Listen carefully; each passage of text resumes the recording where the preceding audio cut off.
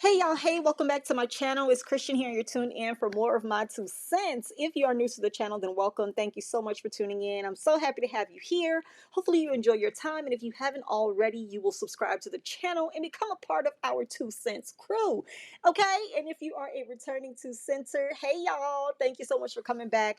I look forward to having another thought-provoking conversation and engaging in some dialogue that is sure to, just increase our evolvement as individuals, our elevation mentally and emotionally, and most importantly, spiritually. I think that right now, a lot of us are on a journey where we're just really trying to figure things out and apply what we have learned in a way that will benefit us. And it's like baby steps. Even though we're adults, we're all taking baby steps emotionally, mentally, physically, spiritually, and a lot of and possibly what financially, right?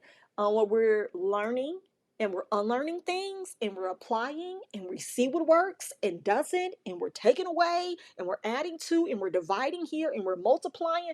Child, we carrying the one and we canceling numbers out and we doing all those things. But most importantly, we are taking action. And I think that that's more than I could ever ask for when I think of individuals that I've had life experiences with, and just looking back over my life and seeing whether those people are still there, if they've grown, um, or not. I think that that is a really big sign. Today's topic is going to be one that I have so much experience with personally. And I would love to hear from you guys too. But before we jump into it, the 3 points that matter most before I start any discussion: number one, you're not alone. Number two, you're not crazy. Number three, God, your creator, still loves you, and I do too.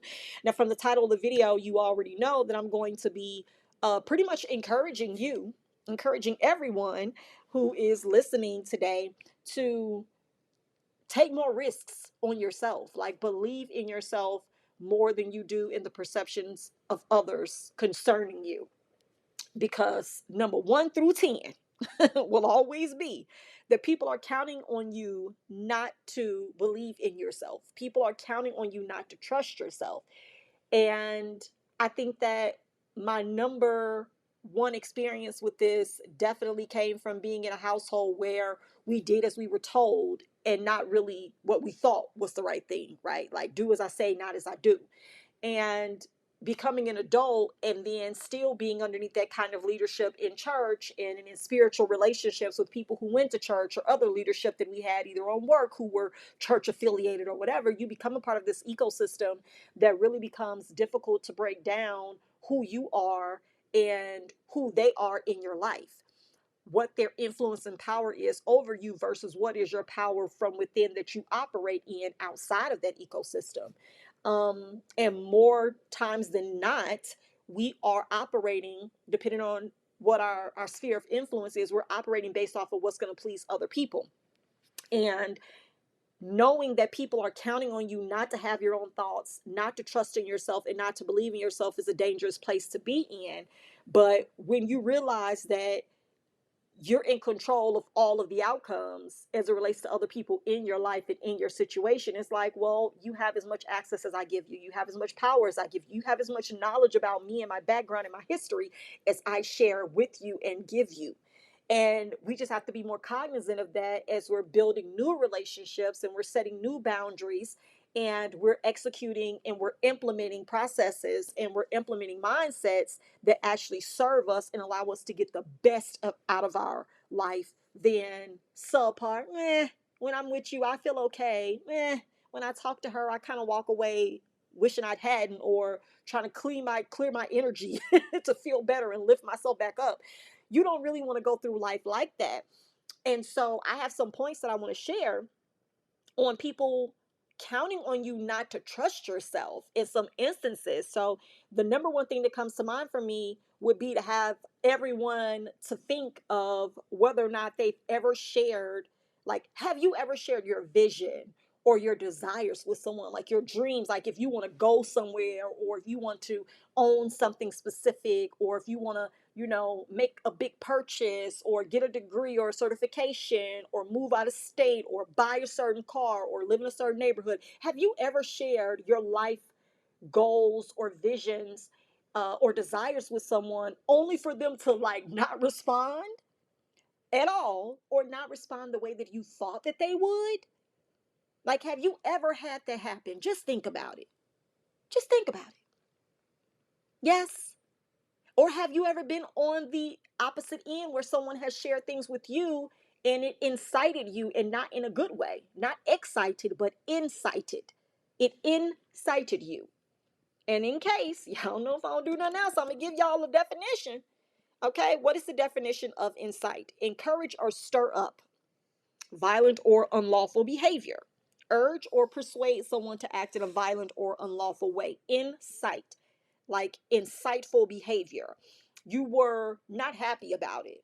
You felt a feeling of maybe envy or jealousy, or a way to want to not manipulate but keep them from wanting to actually pursue it or do it, talk them out of it, negatively speak against it. Have you ever been in that position where that was you? Maybe you were younger and you felt like that about some of your friends or family members or coworkers who share something with you, but you've since grown from that perspective or that point in your life and your energy where you're able to now celebrate with people versus feeling negative about people having goals and desires. Well, that's the number one way to know if you're dealing with people who don't want you to believe in yourself. When you share things with them that they don't want to truly respond to, or they have no response to it, no good one anyway. When you realize that people don't want for you the same thing that you want for yourself, or even the same thing that you congratulate or celebrate them for, it's a hurt feeling. It's a very hurtful feeling to realize, dang, they don't want this for me. Dang, they don't want to see me do good. Dang, they didn't even say nothing. They didn't even respond. And it's a reason. It's a lot of reasons. I can't say, just paint with a broad brush and say it's jealousy or envy, because it's just a lot of different things that play into that. Oftentimes, it's not what you do that causes friction or causes people not to like you or not to like what you have going on or not to encourage you. It's the fact that you have interests at all. It's the fact that you have desires at all. It's the fact that you have goals at all that can cause a problem for some people and for them not to be excited, because that probably gets them to thinking, dang, I don't want nothing. I don't want that.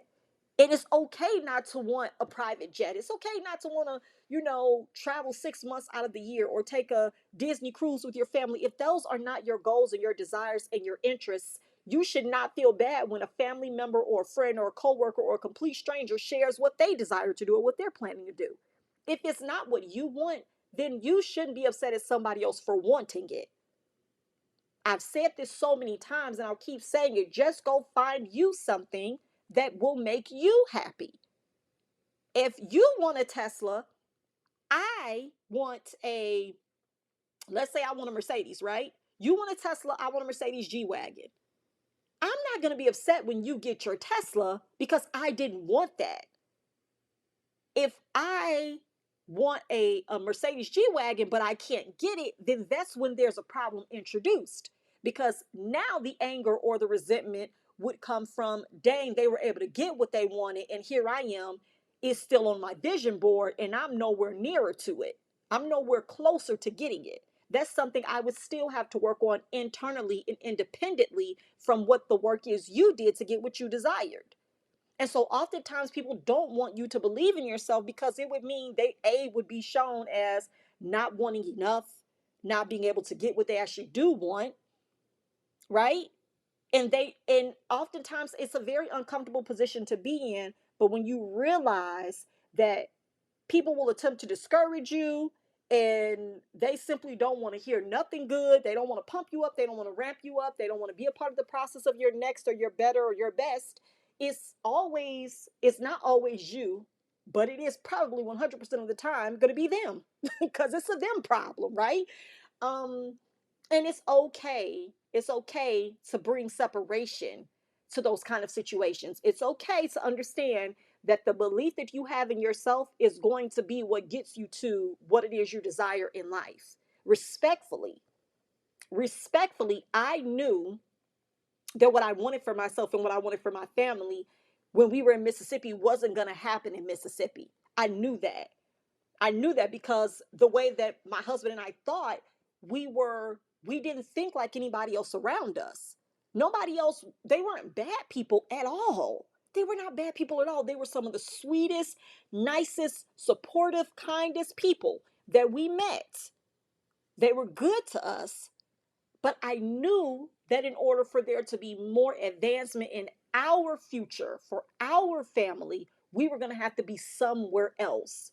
And when we started to act on those beliefs that we needed more and better, and our best was somewhere else, that's when the conflict began to arise, because it started to make us seem as if though where we were wasn't good enough. Well, it wasn't for us, based off of our own vision for our family and our lives. I know for a fact I would not have the company I have today as successful and as quickly as it got to that level if I would have stayed in Mississippi. I know that. I know that my husband would not have gone on to do the things he's done in his professional corporate America career and now independently as his own agency owner if he had stayed in Mississippi. I know that. We believe that wholeheartedly. That was belief in our own future that allowed us to take action to remove ourselves in order to get to where we saw ourselves being. But respectfully, that was not welcomed. That was not supported by people who knew us. And so we stopped talking about it. We went from making people aware of our plans and our desires to saying nothing so that we could internalize the next steps and take them. And then when we were ready to share and we knew for certain that we were going to act on it, we did just that. Because it is very important to understand that the longer you doubt yourself, the harder it becomes to actually believe that what you see happening for other people is possible for you. The longer you have doubt, the longer you have supporting evidence, or you have people who doubt you as well and will say it. They may not say it directly like, oh, I don't think you could do that. They may say things like, oh, it ain't the best time to buy a house, or I don't think you should buy that kind of car because it depreciates as soon as you drive it off the lot. The more you hear things like that, that consistently chips away at your ability to trust your own voice, to trust your own opinion, to trust your own thoughts, and to actually take steps to get closer to the results you want. And so those are results and outcomes that you don't want, but you can't really control how other people respond to what you do want. But when you are able to like actually discern, wow, they don't want me to believe that this is possible. They don't want me to see that this is another alternative or another way to life or to living or experiencing this. You become, it can become, um, it's discouraging. But at the same time, it's actually, like I said earlier, hurtful because I've had that happen. But at the same time, I realized I had to take the risk. I had to act with faith. I had to understand that it was my faith and it was my hope that was going to get me further down the road. It wasn't going to be joint hope. It wasn't going to be joint faith. It wasn't going to be none of this touch and agree with me, because you start realizing that you're the one that needs to have the most focus, the most faith, the most fervent action in order to get to where you want to be. It's not about everybody else wanting that for you too. It's about you. It is a game of life, LIFE, for you. And when you realize that, you can start making choices accordingly and you can start trusting the voice that you know more. I often think about, like, as a mother, when you're expecting, they say that your voice is the one that the baby hears and knows and is most familiar with, like the vibration of your voice and the tone and the sound and all of that. And I'm just like, wow, that is beautiful. And you start thinking about when that baby comes out and they hear their own voice for the first time. They're crying, right? They're able to hear what their voice sounds like. And as they get older and they gain their independence and they become exposed to more things, your voice still has power and influence as their parent, right? But then you realize that there are certain things that they start choosing to do on their own. I thought that this would be best. I thought that I should wear this instead. And you think about how society goes and how parenting and the structure of that goes. We are expected to silence those voices of the child. We're taught to silence that. Oh no, well no, don't wear that. Don't put that on. Don't put that there. Don't do that. You can't go here. You can't have that. And this is why and that. And you realize that the more your voice takes precedence over their own, they begin to doubt their own ability to make good choices for themselves. You can instill values and give reason and logic, but you should also introduce the freedom and ability for them to believe in the best choice for themselves, for them, for them, for themselves. You can't always seek to override, right? You can always seek to override their own decisions, because that will make them ineffective in life, and they won't be able to operate without your guidance and without that overlord, kind of spirit, or that being, if you will. And so I just simply want to encourage you to do more, to go further, to take those risks, and to look outside of your comfort zone for elements that will support your belief in what it is you desire to do. Because everybody or anybody can tell you, no, wait for this to happen. Oh, you should do this after you get this. You should go there after this takes place. But it doesn't matter. It doesn't matter what they believe you should do. What matters is what you believe will get you closer to what you desire in your own life. And when you learn to be able to discern and listen to who you are instead of doubting your own voice, instead of feeling like someone else has more power or influence in your outcome, you will get farther. You will get farther and you will go higher, because you're not held down by the weights, by the weighty opinion, by the weighty perception of someone else concerning your outcome. And you should not want to be unfair to yourself because they simply don't want you to go further than where they saw you going or where they see you going. I've said this several times to my mom before. I know for certain that my mom should have gone further in her evangelistic, efforts with the gift that she does have. My mom is an amazing woman. And I mean, I'll say it, I believe she's an amazing woman of God. I definitely know that her prayers and her faith got her through a lot. I mean, a whole lot. Just raising us alone is a testimony in and of itself. Coming from where we're from, where there were, shootouts and all kind of drive-bys on our street, and we all made it out of Gary, Indiana, safely unharmed and without being in the system. I'm grateful to God for that, and for her leading us as, the head of our home. But I think about her light, and I think about her life and all of the things and the power and the influence that she's had in so many different situations, and how the doubt came in from just being a part of certain ecosystems, certain environments, and not truly believing in herself, but seeking validation and seeking, other people to confirm that. You don't need confirmation from other people. Sometimes people will literally withhold their validation of you and the affirmation of your gift, your skill, and your ability. They will do it intentionally because they don't want you to know the truth about who you are. They don't want you to believe. It's almost like having a parent. I don't know if you all are familiar with the Munchausen by proxy syndrome, where there are parents who will make their child sick or make someone sick on purpose just to get the attention. They will make their child sick because they don't want to be left. Oh, if my child is well and healed and able to go off on their own and flourish and thrive, I won't be needed. They'll see their own potential and they will no longer lean on me. And that happens every single day in relationships, in families, in church settings. People don't want you to ever become aware of who you are because it will take away the ability for them to impose their desires on you. If you ever believed in yourself enough, you might just actually make it out, right? If you believed in yourself enough and ignored everything else around you, every element that's against you, you might believe that you don't deserve to be where you are. You don't deserve this mistreatment. You don't deserve this abuse. You don't deserve this trauma. We can't let her see her true power. We can't let him know his real value and his worth. No, no, no, no, no. Keep giving him crumbs. You're out here being breadcrumbed through life. People are dropping crumbs here and there for you, but you're always wanting more. You're always following them for the next crumb, not realizing that you have the power to stop where you are, collect the crumbs you have, and make a whole loaf, right?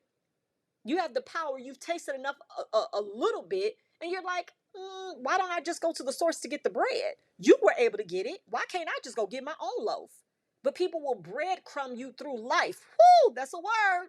People will breadcrumb you through life and in relationships, hoping you never realize that there's another source for the whole loaf, for yourself. That's where they got it from. So be aware and understand that there are people who are counting on you not to believe in or trust yourself. And the sooner you become more confident and confirmed in your own knowledge for yourself, the higher, the bigger, the better, and the best waits on the other side of their truth and their realization. Okay? No, it's not perfection, but it's a step in the right direction for you to live freely without the perception of others. It's there for you, it's just waiting. And that's what I wanted to share today. So hopefully, some of this connects and relates to maybe somewhere you've been or what you're going through now, or someone else you know may need to hear this. Share this video with them. I just want to be a voice of encouragement for someone who may doubt their thoughts, who may doubt their dreams, their visions, their goals, or their ideas, but don't do that. Don't introduce that kind of resistance to what it is that you may have been approved to do by your creator, but you got other people, you out here waiting on approval from other people who ain't even approving themselves. They're not even approving themselves for takeoff. And you think they finna do it for you? They're not gonna do it for you. They don't see it for you because they don't even see it for themselves. I talk to other business owners, and I'm gonna say this and I'm gonna close. I talk to other business owners on a regular basis that I encourage and I share resources with unapologetically and without any desire to gatekeep, because I realize I have the source. I know where I can get more of this from. I understand that in my freedom to give, share, and not withhold, I'm just releasing more of that onto myself for someone else to come and do the same thing for me. But most importantly, I want to see people fully, like fully engaged in their calling, like to give their skill all, like to give their all to what it is they're good at. And they can only do that if I am willing to share what I know so they can get to the next level. Oftentimes that's not what happens. But when you realize that we're all in this, like to be a part of each other's story and each other's next level, it's like, just unlock the door for me. Just share what you know. Like, you can't do the same thing with the information that I can do, because I'm doing something different than you. What I may do with the retailer or a buyer for a store may not be what someone else does with it, because they're not in my category. So tell me the person you know for my category so I can go and build a relationship with them. If you sell deodorant but I sell pancake mix, why would you not give me the buyer information to the person over that category? Like, how would that even benefit you? But it's the belief that you have enough and you know enough to share with the people next to you, to see them get to their next two. Unapologetically and with so much love and so much gratefulness in your heart for the access that you've been given, for the abundance that you're able to live from. And so it does play a part in a major way and connect through so many situations, not just church, not just spiritual, not just relationships with friends and family, but beyond in life, in so many facets of life. So the key is to remain free and to always believe in the power of you, because that's the gift that all of us continue to have access to every day. And we don't have to ask anybody to validate it. We've all been given that. And so when you start operating in it, more will come, and you'll have more people to celebrate with who too understand how to operate in their freedom of belief in themselves. All right. All right, y'all. That's all I got today. Hopefully you've enjoyed it and you are encouraged to believe in yourself and to be discerning when others around you do not believe in you, or they do not want you to know more about who you are. Know that, see that, and act accordingly, okay? Comment down below. I would love to keep the conversation going. If you've enjoyed the video, please like the video, subscribe to the channel. I would love to add you to my 2 cents crew. Until next time, I'll see y'all in the next one. Bye.